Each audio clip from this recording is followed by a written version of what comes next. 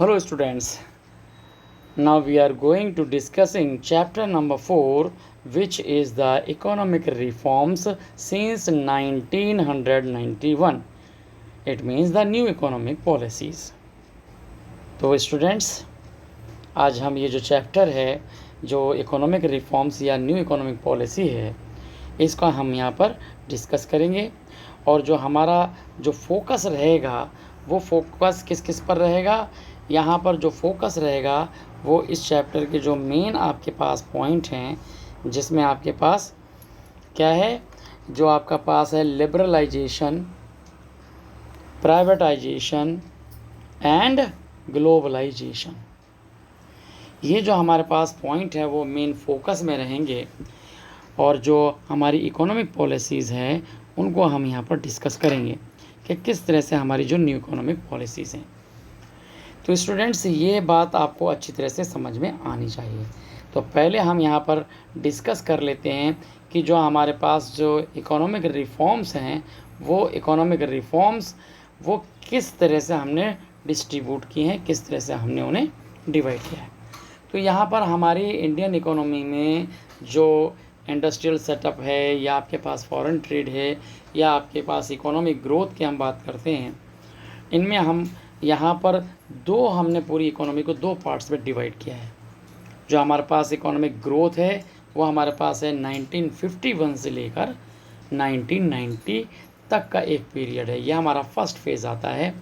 तो हमने क्या किया है कि फर्स्ट फेज में we include the period from beginning from 1950 to the 1990। Okay, तो 90 तक का हमारे पास एक पीरियड है। तो ये आपके पास फर्स्ट फेज़ है जो हमारी इकोनॉमी का डेवलपमेंट का फेज़ है।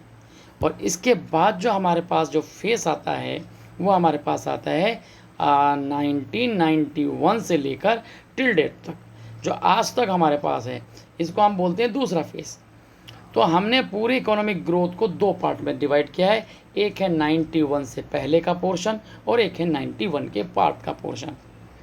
तो स्टूडेंट्स, हम आपको ये बता दें कि जो 1990 के पहले जो हमारे पास हमने रिफॉर्म्स किए, तो ऑफकोर्स जो वो रिफॉर्म्स जो थे हमारे इकोनॉमी को डेवलप करते गए, उनमें हमें इम्प्रूवमेंट देखने को मिला।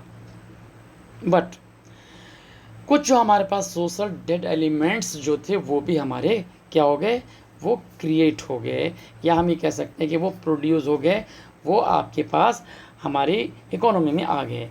जैसे कि आप कह सकते हो कि करप्शंस है आपके पास क्या है, आपके पास हम कह सकते हैं कि जो रेड कॉलर जो आपके पास प्रॉब्लम है, आप कह सकते हैं इसके अंदर कि जो फेवर आपके पास है वो आपके पास रहता है, या आपके पास जो है सीक्रेसी जो आपके पास नहीं रहती है, लैक ऑफ कॉन्फिडेंस वो आपके पास रहता है, जिसकी वजह से क्या हुआ कि हमारी जो इकोनॉमी जो थी वो क्या जाने लगी, लॉस में जाने लगी। तो लॉस से बचने के लिए फिर हमारे जो उस समय 1991 में जो प्राइम मिनिस्टर थे मिस्टर मनमोहन सिंह, उन्होंने इस न्यू इकोनॉमिक पॉलिसी को उस समय लॉन्च किया।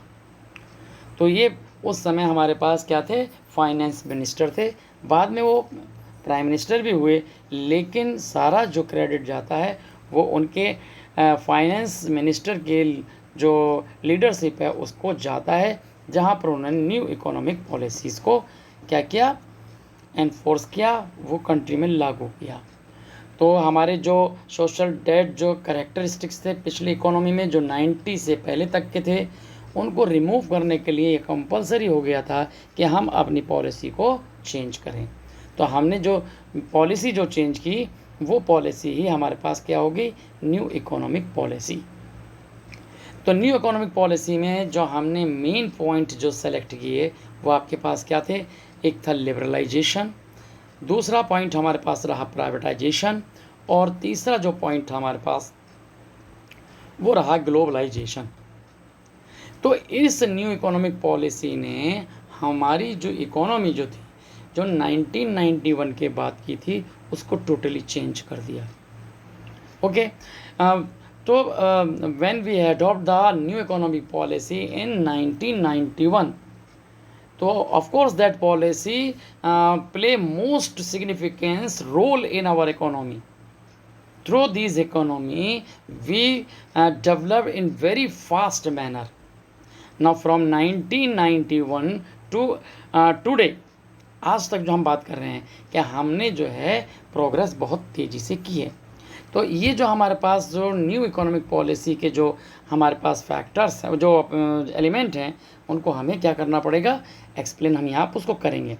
लेकिन जो न्यू इकोनॉमिक पॉलिसी का जो फ्रेम है वो किस पर डिपेंड है? The framework of new economic policy only depend on liberalisation, privatisation and finally globalisation, okay, in India.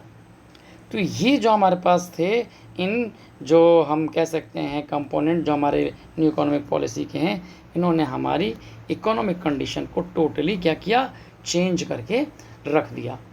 तो इस के वजह से हमारी कंट्री में जो डेवलपमेंट हुआ वो बहुत ही फास्ट हमारे पास डेवलपमेंट हुआ।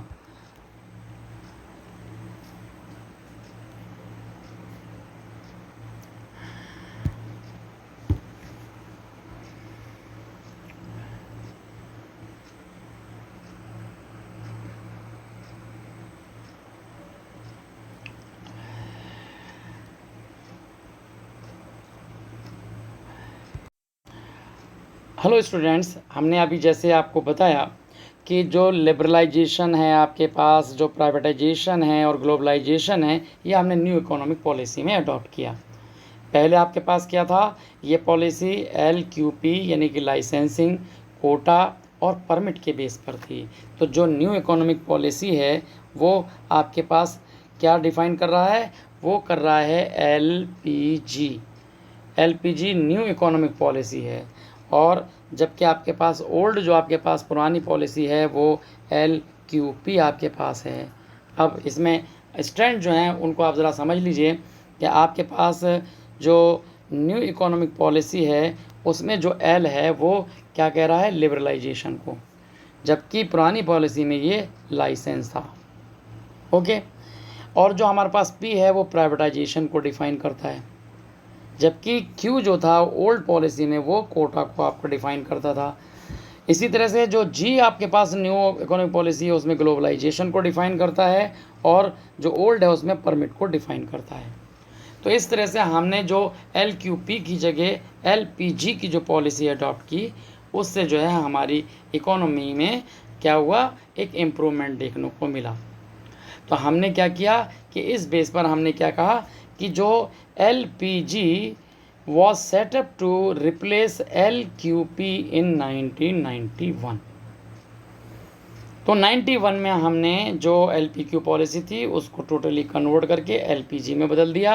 अब ये जो पॉलिसी आपके पास है, इसके जो एलिमेंट हैं हम उनके बारे में यहाँ पर डिस्कस करेंगे। तो जो हमारे पास डिस्कशन में आपके पास पहला पॉइंट आता है वो आपके पास क्या आता है, इसे हम बोलते हैं, पहला पॉइंट आता है लिबरलाइजेशन। ये क्या है, लिबरलाइजेशन का मतलब है कि जो इंडस्ट्रियल सेक्टर में अभी तक जो 90 तक जो स्ट्रिक्टनेस थी, जो कॉम्प्लिकेटेड जो रूल्स थे, जो बहुत ज़्यादा पेपर वर्क था, हमने उसे रिमूव किया और उसकी जगह हमने इजी रूल्स बनाए।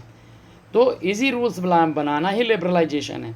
लिबरल का मीनिंग आपके पास क्या होता है, उदारीकरण होता है। लिबरलाइजेशन उदारीकरण, और लिबरल उदार होना, किसी भी चीज़ को इजी बनाना। तो जब हम इस तरह की पॉलिसी को लेते हैं तो वो लिबरलाइजेशन हो जाता है, ओके। तो हमने इसमें क्या किया, अपनी इंडस्ट्रियल सेक्टर में उन चीज़ों को जो बहुत ज़्यादा कॉम्प्लिकेटेड थे उन्हें हटाकर उनकी जगह जो इजी आपके पास रूल्स थे, इजी जो आपके पास वर्क था, उन्हें उसको प्रमोट किया, जिससे कंट्री में आपका डेवलपमेंट हुआ।